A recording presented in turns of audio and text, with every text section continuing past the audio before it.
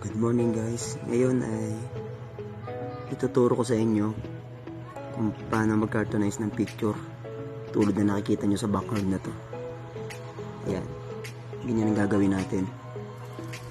So simulan na natin. Una po, punta tayo sa Play Store.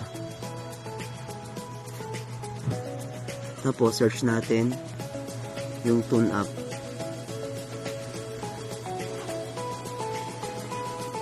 So ayan, tune up.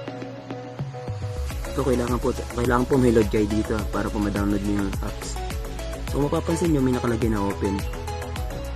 Kasi po na-download na natin. Kaya open na yung nakalagay. So once na download na natin, may open po na lalabas tulad niyan. Pindutin niyo lang po yan.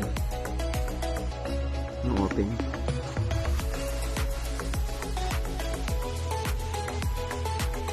Pag napindot nyo na yan, lalabas po yung mga picture. Diyan po kayo mamimili kung ano yung gusto nyo i-cartoonize. Papili po tayo ng isa.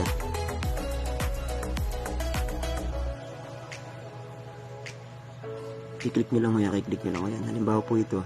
Click na natin. Yan po yung picture na gusto natin gawing cartoonize. I-okay lang po natin. Wait lang po natin siya.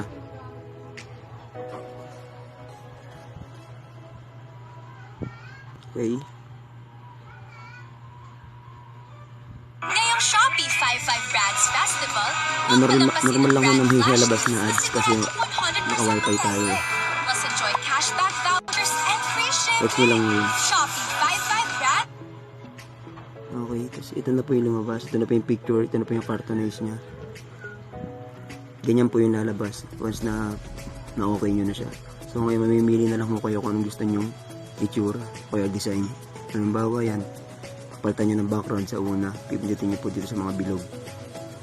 Yan. Yung mga background. Kung gusto nyo naman ho, tanggalin yung background, yung gusto nyo ilagay yung original background nyo, pindutin nyo ho itong pangalawa. Kaya kung mapapansin nyo, wala po siyang effect na background. Yung dating original lang po talaga meron. Tapos marami po kayong pagpipilian dito. Ayan, nasa sa inyo na lang ho yan kung ano design gusto nyo. Ayan. Halimbawa po yan. Halimbawa po na ito na po yung napili natin. Ito. Halimbawa po yan. May napili na po tayo. I-apply lang po natin. Apply. Saka may dalawang choice pa po kayo dito. Kung gusto nyo pong ilagay yung original na pinagkopyahan nyo ng cartoons na to, pindutin nyo lang po itong bilog na to, yung kulay puti. Yan. Para po makita yung pinagayahan ng cartoons. Ayan po.